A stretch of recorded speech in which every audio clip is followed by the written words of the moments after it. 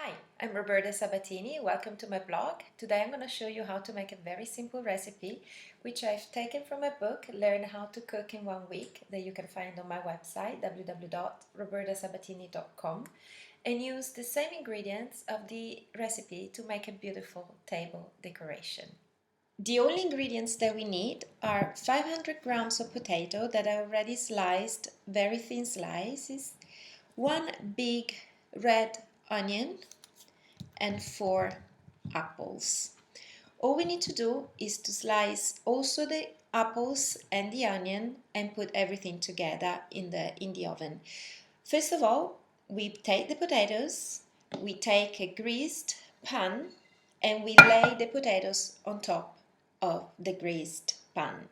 Start putting the potatoes in the pan because the potatoes they need to go into the oven at 220 degrees for about 10 minutes, 10-15 minutes. And while the potatoes are in the oven, we slice the apples and the onion and we put them in a frying pan for about 10-15 minutes with some olive oil and eventually some salt.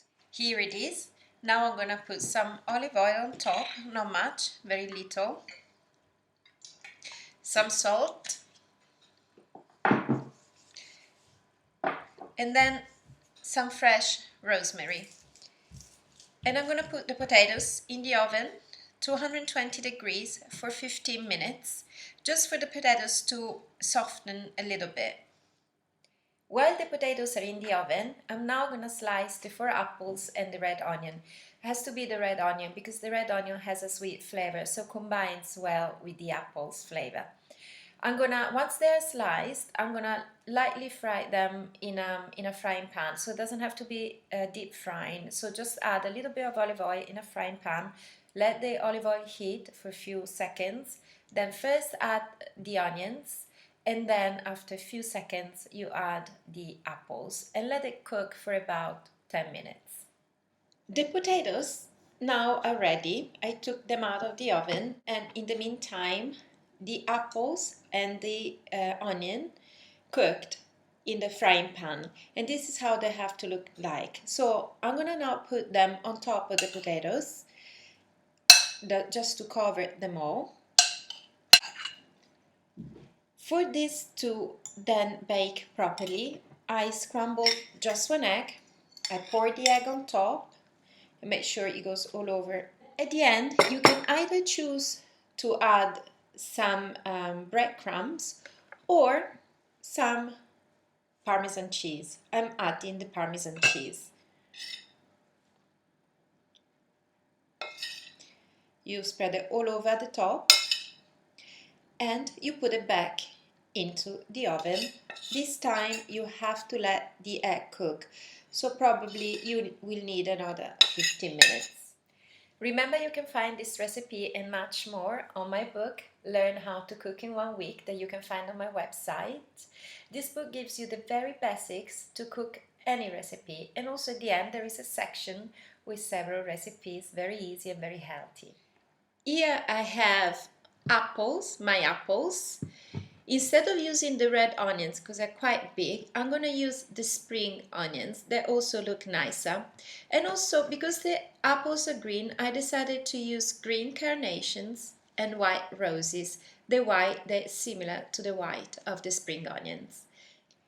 I have decided to use a rectangular oasis that you have to remember to soak in the water, not for very long. And I'm starting to decorate this rectangular oasis, starting with the white roses, carry on with the green carnations, and with the apples and the spring onions. Here we are, my centerpiece is ready. As I mentioned at the beginning, I used some of the ingredients of the recipe and of course flowers. I have used the white roses, the green carnations, white and green fillings, and you can see here the spring onions. I used the green apples. I put each apple on a long kebab. I put some green tape on the kebab and some green ribbons. Now I would like my napkins to look nice as well.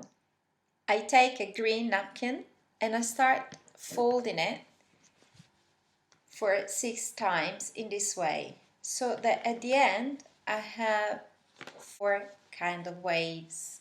You can see it the other side. I have 4 of these, 1, 2, 3 and 4.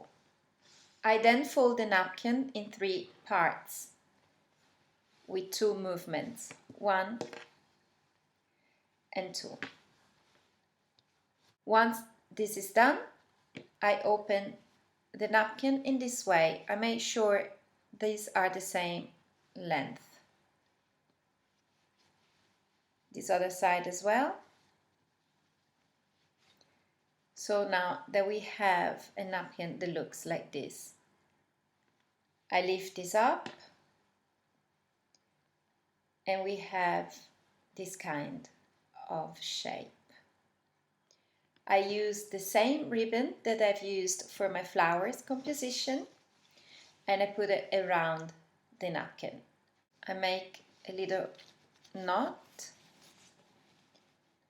and a little ribbon.